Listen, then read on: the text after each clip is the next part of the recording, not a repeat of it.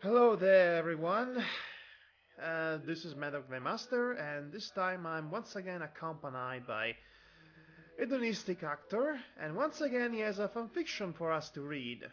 A Captain Planet fanfiction. Just to make Oh joy. just to make to everyone clear, I don't like Captain Planet. I think it's poorly written and I don't think anyone I don't think anyone in their right mind does. yeah. But that being said, though, I did look some episode out of Morbid Curiosity, and they seem to quite like bad. But there's this one villain called Charm, who's like this evil Earth spirit, and that one episode that introduced him showed some form of competence, but it didn't really come out because, well, the series is still poorly written, but it was there. So basically you're saying that Gaia, the spirit of Earth, is in truth a villain. No. Gaia, the spirit of Earth, has a villainous counterpart, Zarm, who is kind of also a spirit of the Earth, but Yeah, I don't remember a Zarm. I remember a rat face guy, a shark face guy, and another one who says, I'll get you next time, Captain Planet, or something.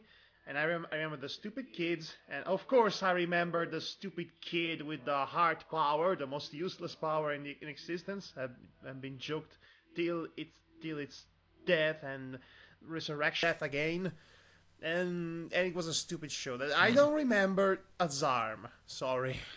yeah, I just watched a couple of episodes. the one of the most. Okay, I used to watch the cartoon when I was a child, and there was literally anything else I would find interesting.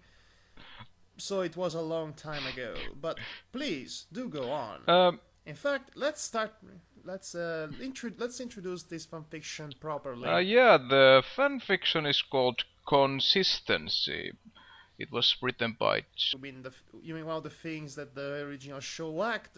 Consistency. Yeah, And this is a monologue that Sarn says, and written by Joe Merrill, published in 2010, and I think it's rather well written actually.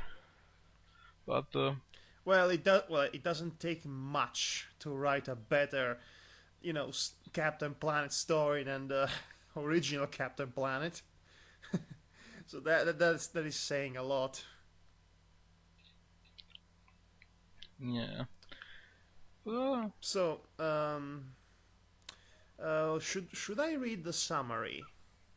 Just Yeah, just to give a proper context, just to give the audience a context for what this fanfiction is going to be about, the monologue. I mean, okay.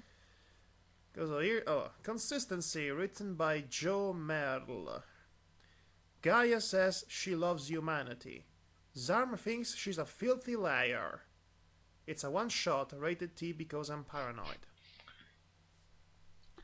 Alrighty then. At least it's short. Yeah, only. Oh, look, the author's notes. My first Captain Planet fanfiction, a one shot that tries to elaborate on Zarm and his philosophy. I like Zarm. Seriously, am I the first to actually write a story about him? What's up with that? I don't know. Sanity? This story is dedicated to Plunderer01, the only other Echo Villain fan that I know of, who accidentally dragged me with her into this fandom. Thanks/damn you for that. That sounds like every brony ever. And of course I own nothing. This show belongs to Ted Turner, which explains a lot, sadly. It does. Okay, hedonistic actor. I was thinking. You chose the, What? you chose this fanfic. You do the monologuing here. The whole thing? Or. Well, it's rather short, so we might switch around halfway point, but you start it up. Okay. Let me go into the mood first, because I'm such an actor that I have to give my best in every turn. Oh, not this again. I already have to deal with that other guy who thinks himself to be an actor. So this is it's like being stuck between a rock and a rock head. I went to courses, you know. I went to Cursina, just read. Okay. You're such a filthy hypocrite, Gaia. You really are, you know. Or at the very least, you're absurdly misguided. Sometimes I wonder how you can even call yourself a nature spirit when your whole philosophy is so deluded that you've lost all sight of how nature actually works. You call me evil. Of course, how utterly simplistic. Such an easy way to ignore the arguments that you don't want to hear. And what are my crimes exactly? Why, treating the world as it truly is and not choosing to exclude humanity from my auspices like you do? I've seen the way you run Hope Island.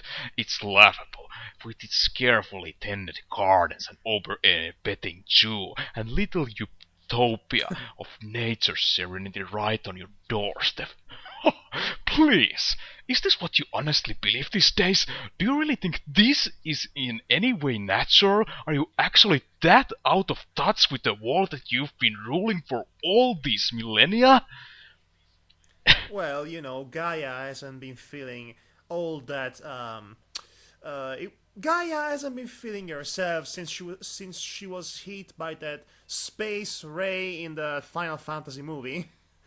Yeah, I think that had the effect of basically turning off her brain altogether. That would explain why she chose 5 random kids and gave them power rings to summon a What was the reason? campy tooth-past cosplayer guy that saves the world. What exactly was the reason she Yeah. chose those kids exactly?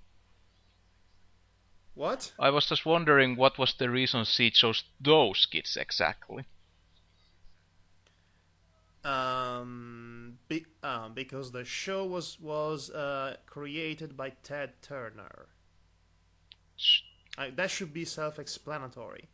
I mean, okay, so you want to create the group that basically encompasses the whole of humanity, and you must have it by contractual obligations. You must have it the most ethnically different possible. So okay, let's take this kid from Africa, and this kid from USA, and this kid from Russia, another from Brazil, and another from somewhere else, and then that is basically Ted Turner planting this cartoon show onto our faces as if to tell us, look how progressive I am. Although Australians Pretty are much. excluded. Oh, the Australian. Whatever. No, nobody cares about Australia. Okay. Sorry for all the Australian people. Okay, how about you read the next 3 paragraphs? Okay, yeah. Just for the diversity's sake. Sure, why not? But it's still the same guy, so that Yeah. or whatever. That's the okay. I kind of lost the track. Where was I? Been ruling for all these millennia. Nature isn't peaceful. Yeah, go for it.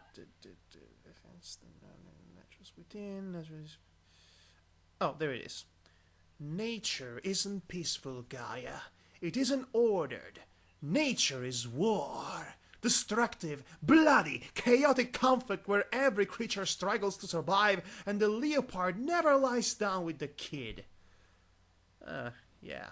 You've always tried to ignore that, as long as I've known you. You want to bask in the beauty of nature without ever stopping to look at what it really is. You want forests without the inevitable fires, the nice fuzzy exteriors without the cruel and apathetic animal natures within.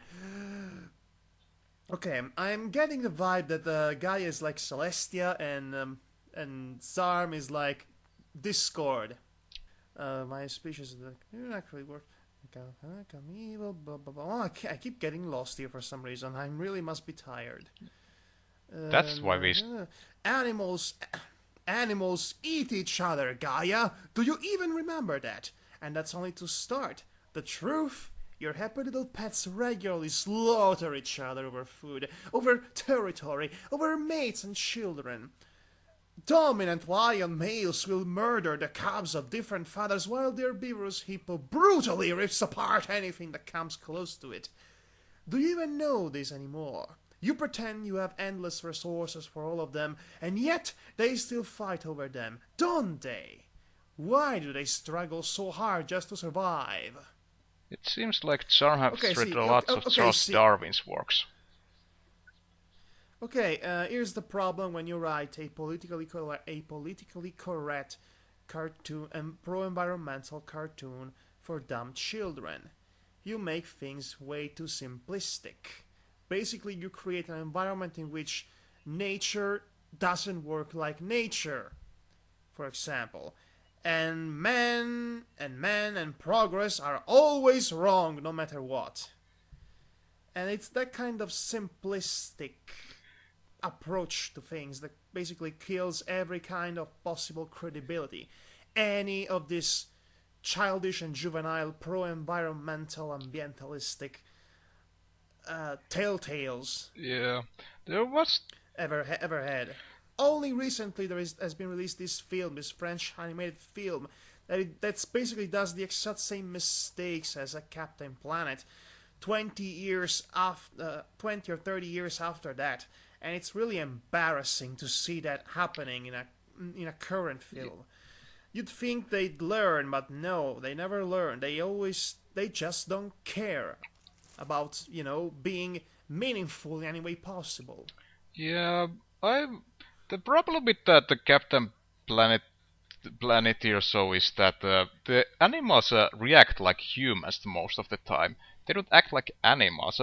In one episode that I saw was this elephant child who just whose mother was captured. And when that the elephant cried, it was hilarious. It just sounded so fake. Oh, Captain Planet. Oh, and there, natural selection, Gaia. That is the great force that truly runs this planet. The creationists wouldn't agree with you, but anyway.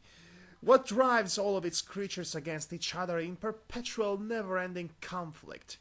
And unlike you, my old friend, I'm willing to accept this great and eternal commandment, this holy and artless edict. And unlike you, I can see its cruel beauty, because it is this force, this evil, callous, merciless law that perfects all creatures under its sway. Don't you see? It is this tumultuous conflict that gives this beast strength, that allows one to rise above another in the vain quest for eternal glory. This is the battle that allows the strongest to rise.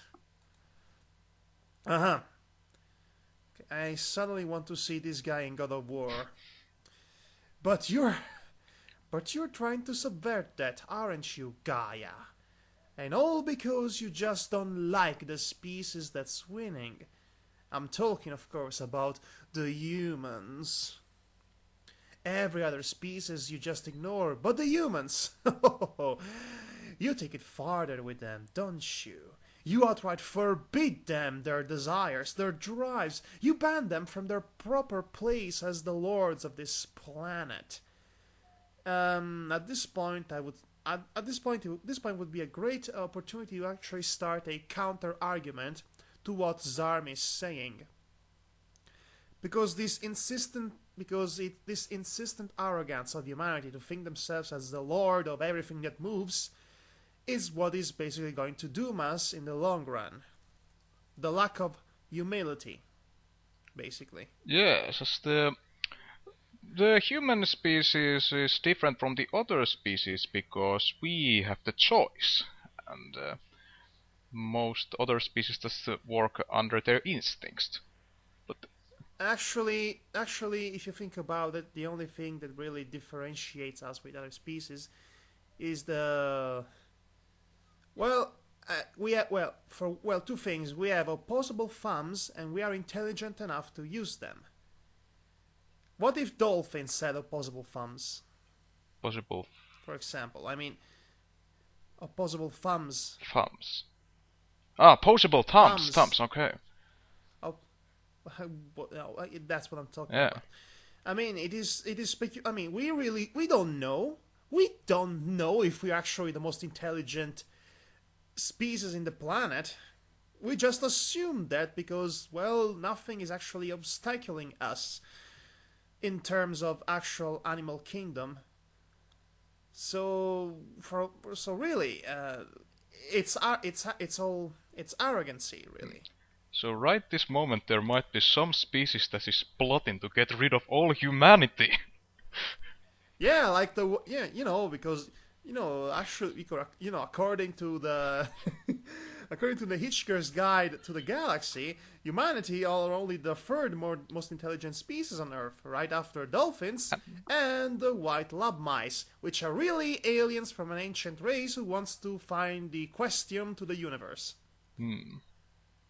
Because they already knew the answer, Yes. and I'm assuming you have never read Douglas I've Adams. read You all really the should. 6 books in that series. Oh, never mind then.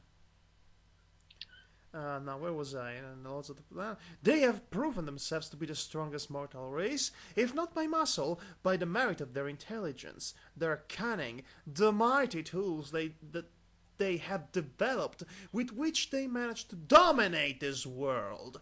They should be the species of dukes and barons, submitting to none other than spirits like ourselves. And yet you deny them their full measure of honor, not for your own glory, but for those very lesser beings over which they have striven so hard to rise. All creatures must be left to their own natures, you claim, except for people, whose very natural dominance you and your planeteers relentlessly suppress. Okay, the bulk of the argument here basically is if humans are animals, like every other animals, then they should be allowed to be animals in their own way, like every other species is allowed. The problem actually is far more complicated than that. Even if we count that humanity is in fact animals, they have risen to the point that they actually the very doing actually influences every other species, and not just the species from their own environment locally, like several kind of animal species influence themselves at a local level. We influence nature at a global level, and if we go unchecked, we basically make everything unbalanced in the worst possible way.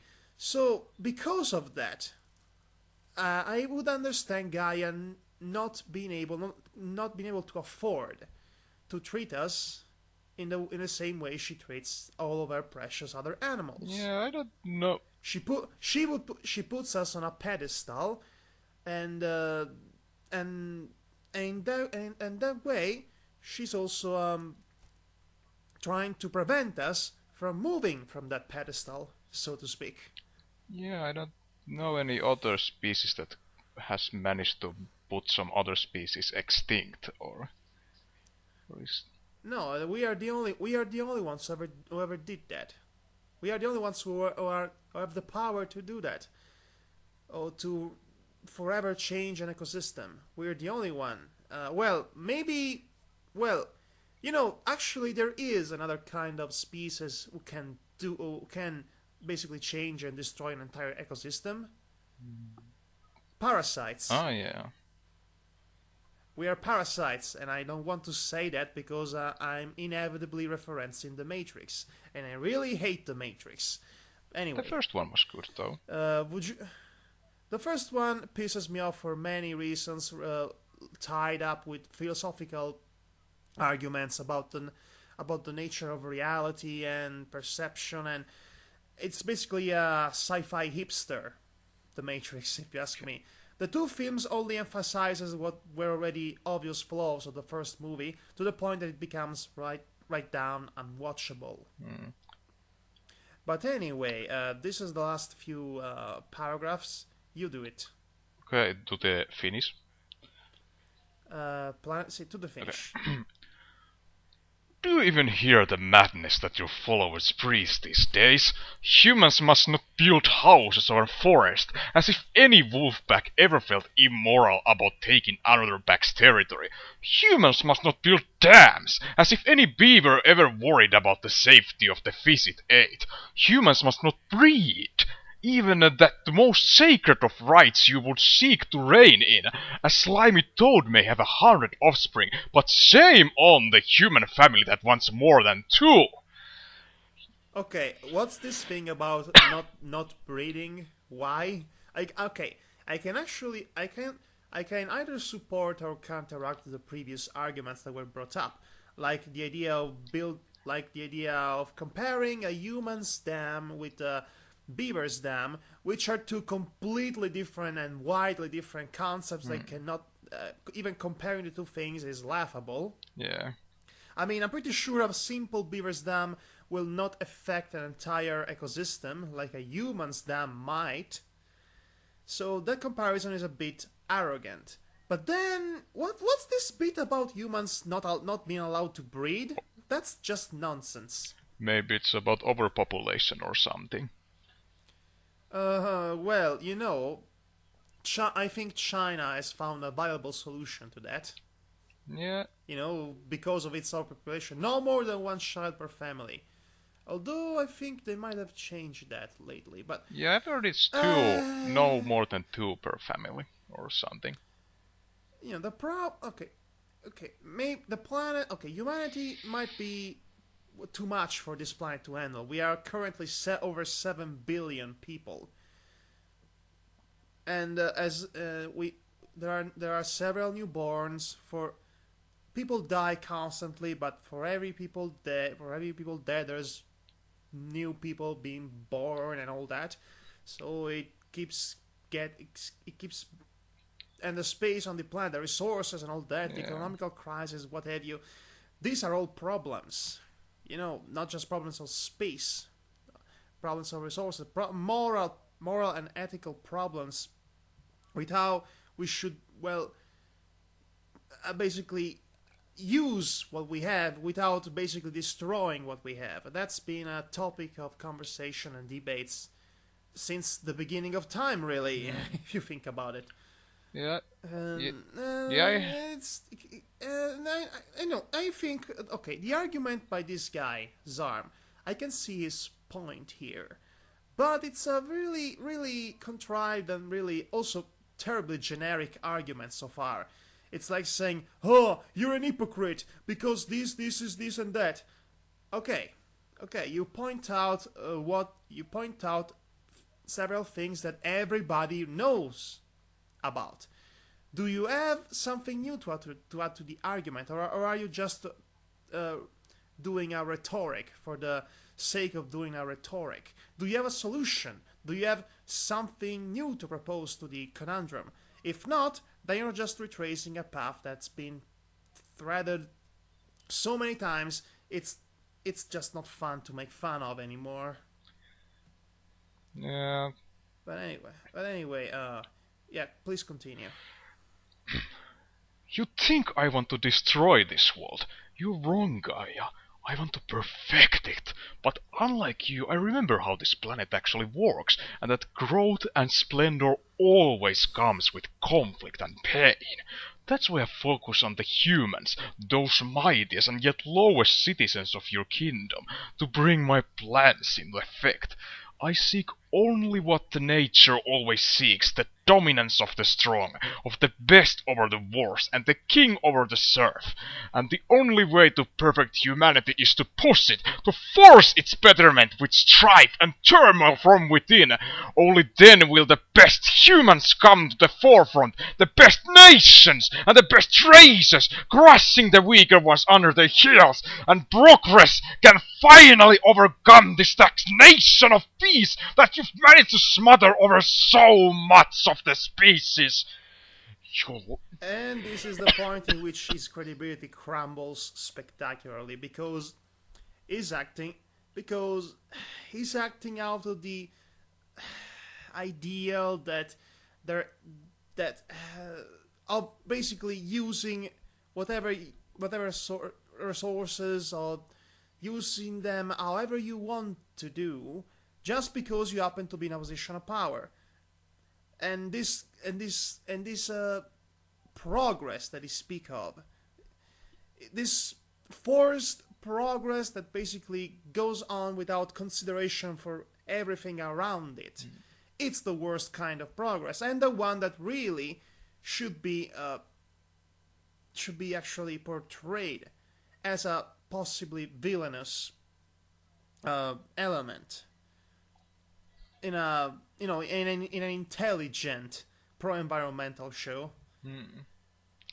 Yeah, So yeah. Charm is selfish. continue. Okay. You like to pretend this is all evil, that I'm some sort of madman, that I'm the one perverting the natural order to fit my own ends. But really, how is this worse than anything you allow? Chimpanzee clans wage all-out war on each other as brutal as any human conflict, brutally slaughter. No. This is stupid. This is just dumb. You cannot possibly compare chimpanzee. You cannot possibly compare chimpanzee waging war with each other with human wars that involves missiles and tanks and bombs. That's just a comparison out of arrogance and complete ignorance.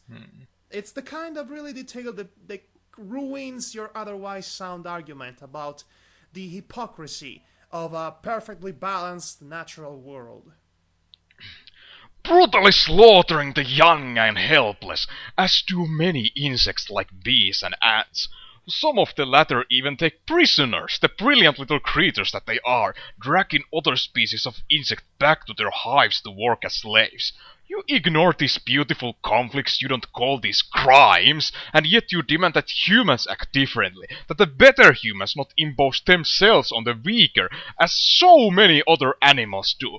Why is that, Gaia? Just because they're better at it, because humans can enslave and kill at heights that these puny nothings could never hope to achieve.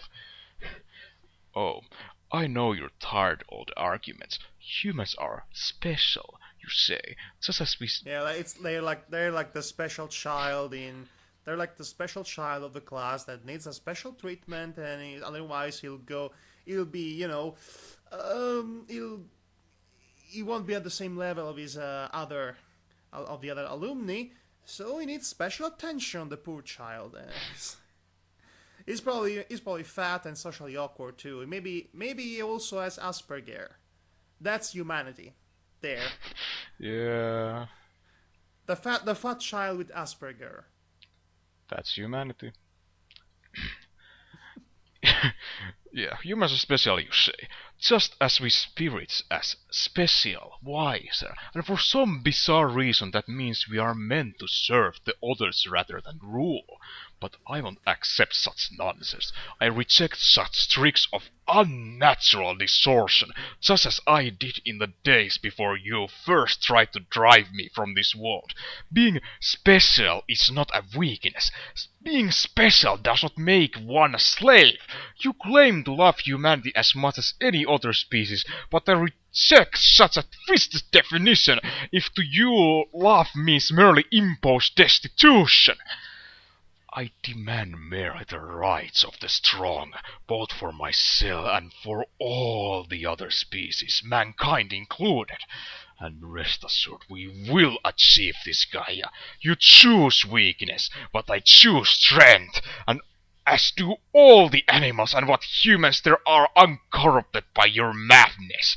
You cannot keep your hold on this planet acting as foolishly as you do. I will take it back one day and rule alone for as long as I'm strongest. In any event, if humans or some other species can overthrow me, so be it.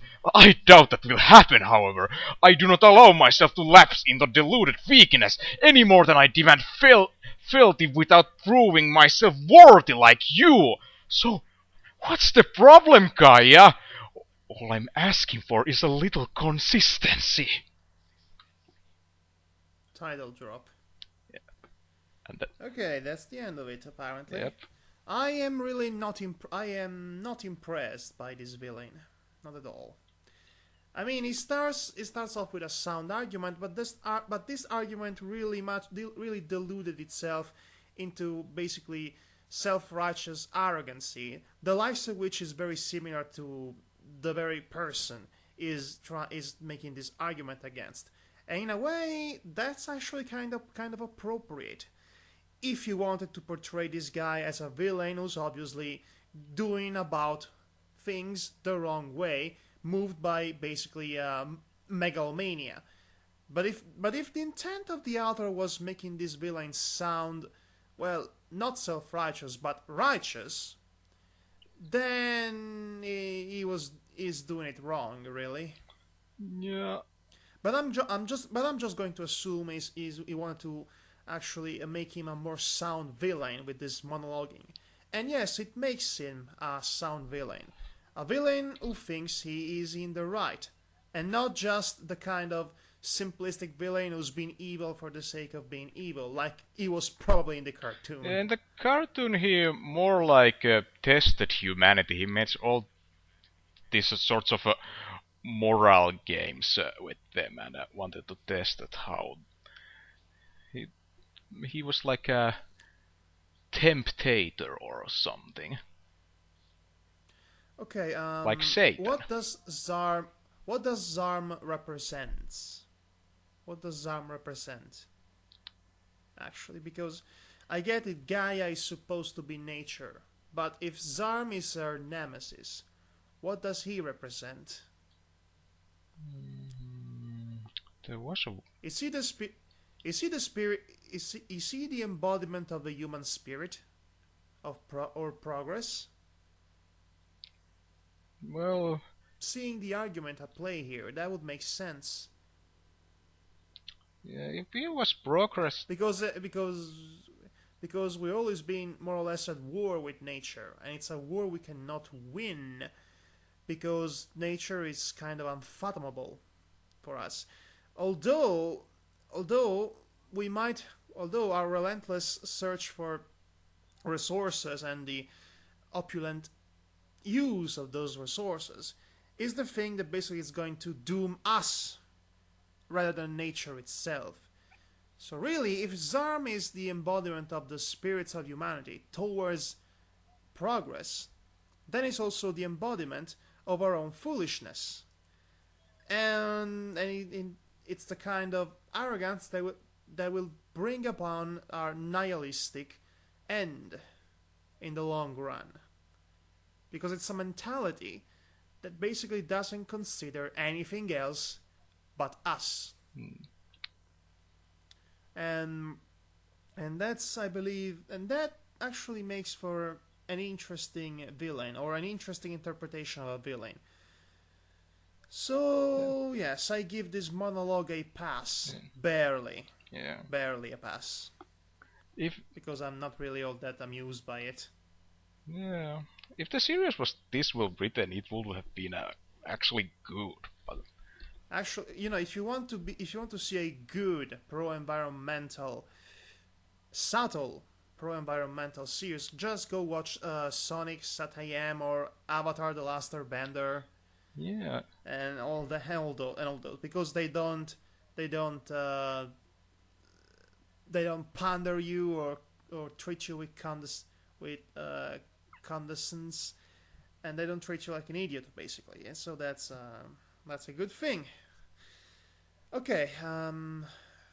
Okay. I think this is it. We can safely conclude this recording here. yeah, And thank you for choosing this fanfiction, Matty.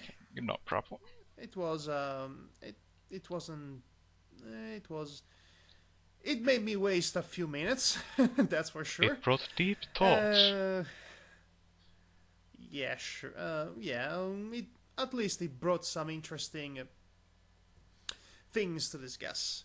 Okay, this has been Madhog Thy Master. And this is Hedonistic Actor. Remember to recycle, ladies and gentlemen. Just a pro-environmental shut up. message. I am too lazy to recycling. Better destroy everything. Okay, good night, everybody. Night.